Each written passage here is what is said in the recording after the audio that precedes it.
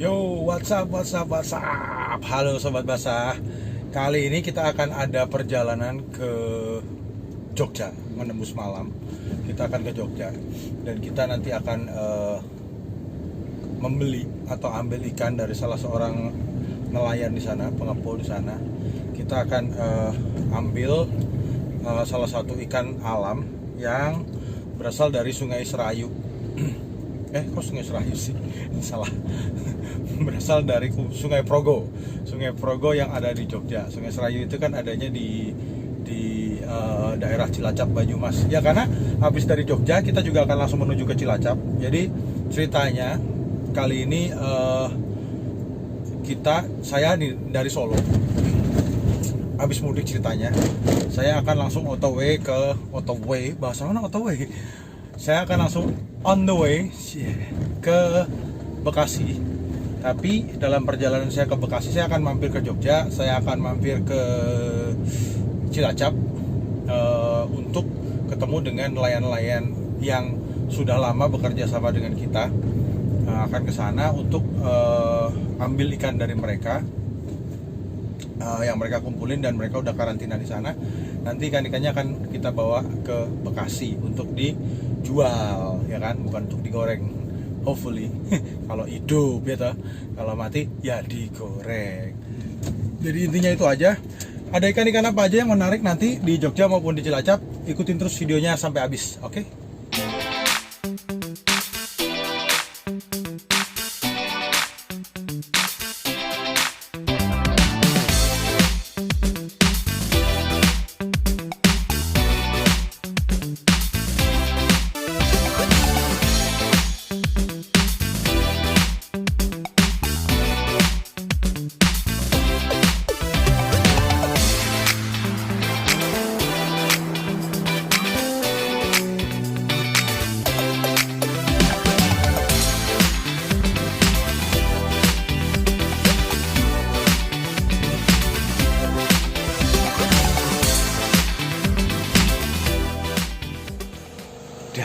Akhirnya kita nyampe juga ke tujuan kita yang di Jogja.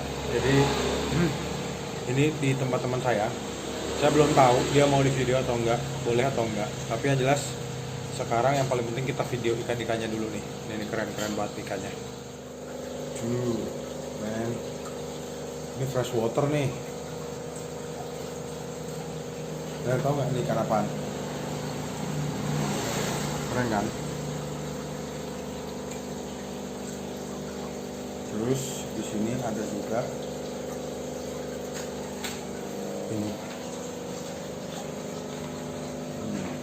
Kalau ini udah pasti fresh water lah ya, udah pada tahu lah.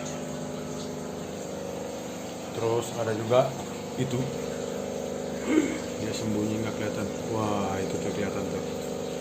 Di sini sedikit share knowledge tentang ikan alam. Salah satunya yang biasanya sering bermasalah kalau teman-teman beli itu adalah Monodactylus. Ya, biasanya beli nggak lama mati, atau nyampainya udah gosong-gosong nggak keruan lah, udah sakit-sakit nggak keruan. Padahal sekarang kita akan ulik ya yang ada di tank teman saya ini, gimana setting dia tanknya. Nanti kita akan nanya-nanya sedikit sama dia parameter air dan segala macam. Oke, jadi untuk yang ngebayangin bahwa ikan ini ribet, ternyata enggak juga, karena saya lihat setting tank dia itu juga simpel juga, enggak yang berlebihan gitu, yang high tech banget. Nah, ini apa rahasianya supaya Monodactylusnya bisa begini nih, lihat ya. Tuh, bisa dilihat Monodactylus dia segar-segar, sehat-sehat, nggak ada yang gosong, nggak ada yang nggak karuan. Ya adalah satu yang gosong kayak gitu. Yang di belakang tuh agak sedikit gosong, tapi overall kalian bisa lihat ini bagus banget kondisinya. Padahal kalau kita lihat settingnya tuh cuman itu doang, overhead di situ nyembur oksigen tuh, ini satu air pump yang flow rate-nya segitu, dan filter topnya juga cuman biasa aja tuh kayak gitu. Nah, cuman mungkin ada sesuatu yang dia setting parameter airnya yang perlu kita ketahui, sehingga Monodactylus dia bisa mulus banget gini, dan ini padat loh, bukan sedikit loh. Dalam satu tank ini mungkin ada 50 ekor nih, dan nggak trouble sama sekali. Ya, ini yang perlu kita pelajarin sama-sama. Nah, ini saya udah ada di farm saya di Bekasi, dan saya udah bawa kemarin Monodactylus yang dari teman saya itu. Untuk membuktikan, seperti biasa di CJ Aquatics tuh harus ada knowledge cornernya. Untuk membuktikan bahwa settingan dia kemarin itu udah bener belum, dalam artian bisa diterapkan di tempat saya atau enggak, dan apakah ada hal-hal lain yang akan mempengaruhi kehidupan si Monodactylus. Karena ceritanya kan ini ikan saya bawa pakai mobil dengan perjalanan yang kurang lebih sekitar 24 jam. Jadi pasti akan ada babak belur deh. Terus juga dia akan hidup di tempat yang baru. Di tempat saya kan tempat baru hitungannya ya. Nah, apakah ikan ini masih bertahan hidup atau dia akan tewas? Ya, kita akan lihat sama-sama. Dan nanti di situ akan saya uraikan secara detail apa yang saya lakukan dan gimana setting parameter airnya supaya Monodactylus ini bisa kita keep dengan baik. Oke, sekarang kita lihat ikan yang ada di tank saya nih. Udah ada di tank saya ya. Alright, ini ikan sudah ada di tank saya kurang lebih 8 jam dengan kondisi seperti ini. Jadi so far hanya ada beberapa ekor, sekitar 2 atau 3 ekor yang sekarat karena emang sudah injured dalam perjalanan. Tapi mungkin bisa dilihat, teman-teman bisa dilihat bahwa kondisi ikannya beres gitu ya. Tuh, masih normal dan semua happy. Oke, sekarang kita akan bahas gimana ceritanya untuk setting tank untuk keeping Monodactylus ini. Baik, seperti yang teman-teman lihat, ini ada yang beberapa yang payah juga pasti. Seperti yang teman-teman lihat, ini aerator. Ini wajib dimiliki oleh teman-teman yang mau keeping Monodactylus. Flow rate-nya setinggi mungkin kalau bisa. Dan itu mesin power head yang kita sambungkan dengan selang. Fungsinya dia adalah menyerap udara dari luar dan masuk ke sini untuk menambah asupan oksigen, sekaligus untuk memberikan arus. Jadi airnya kalau bisa diputer. Arusnya ini harus agak deras. Dan di situ saya ada aerator lagi yang cuman sekedar pelan-pelan doang untuk membantu filtrasi. Untuk filter atas sendiri saya memakai ini power head kayak biasa, masuk ke sini, biobol untuk mengurai amonia, dan ini apa namanya, batu apung.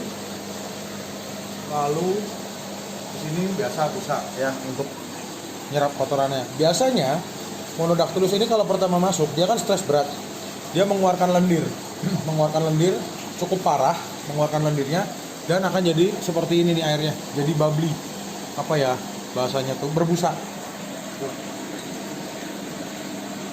Ini nggak apa-apa, ini bisa diatasi dengan disifon, bagian busa-busanya ini disifon, tapi dikit aja, jangan langsung diganti air banyak-banyak. Jadi busa-busa ini disifonin, ini kelihatan banget. Nah, ini tuh bukan sabun, tapi lendir yang dilepaskan oleh si Monodactylus ini. Oke, untuk parameter air sendiri sebenarnya nggak ada patokan sih. Kalau lebih bagus kalau teman-teman punya ini alat-alat seperti salinimeter, pH meter itu lebih bagus. Tapi seandainya tidak, saya akan memberikan beberapa tips yang mudah untuk bagaimana nyeting air untuk keeping Monodactylus. Nah, jadi gini ya, sebenarnya buat saya pribadi dengan kondisi farm yang berada di daerah Jatisampurna Bekasi ini, untuk keeping Monodactylus dan ikan-ikan yang bisa dibilang brackish ataupun low end brackish, itu sebenarnya tantangannya double atau tantangannya ganda dibanding teman-teman yang mungkin ada di daerah lain.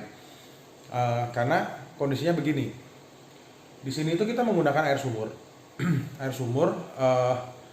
dan tanah di sini itu adalah tanah gambut karena wilayah sini itu bekas rawa-rawa, sehingga banyak air itu yang air jenuh, ibaratnya air diam di dalam tanah dalam waktu yang cukup lama. Plus karena tanah gambut dia ada pori-porinya kan, por.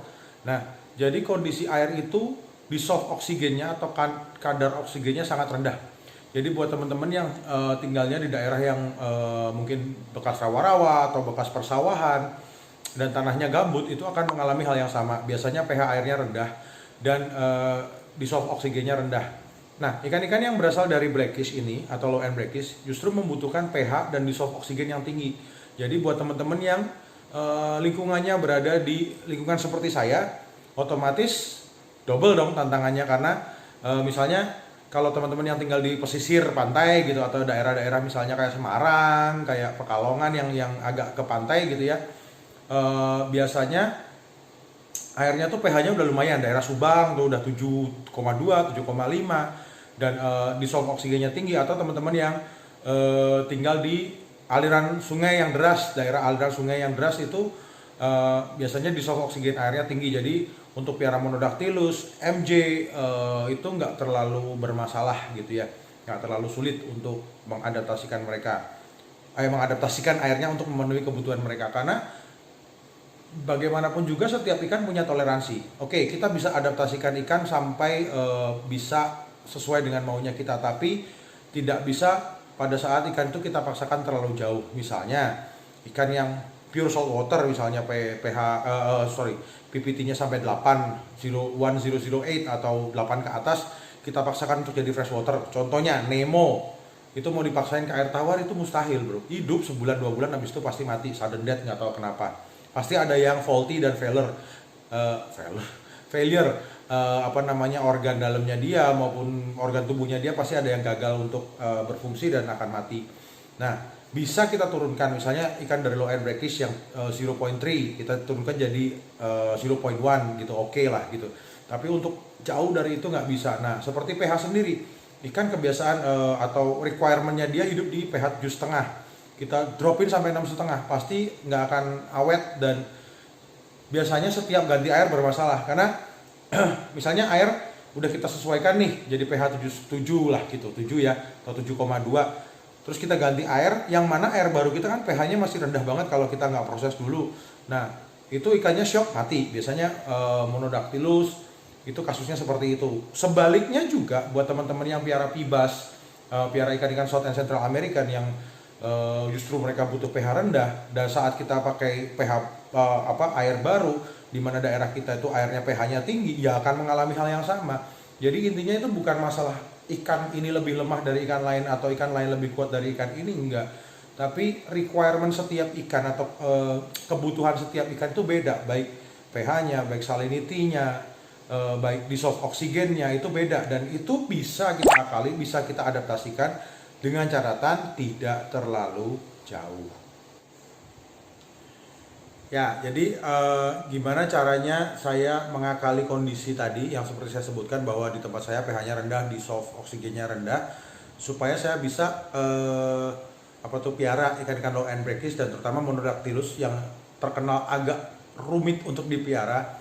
Nah, kita ikutin terus di seri kedua dari video ini karena alasan durasi kepanjangan kalau dijadiin satu video, jadi saya terpaksa bikin 2 video. Nah, bisa diklik di link yang ada di atas ini. Itu nanti akan kita bahas lebih lanjut mengenai Monodactylus.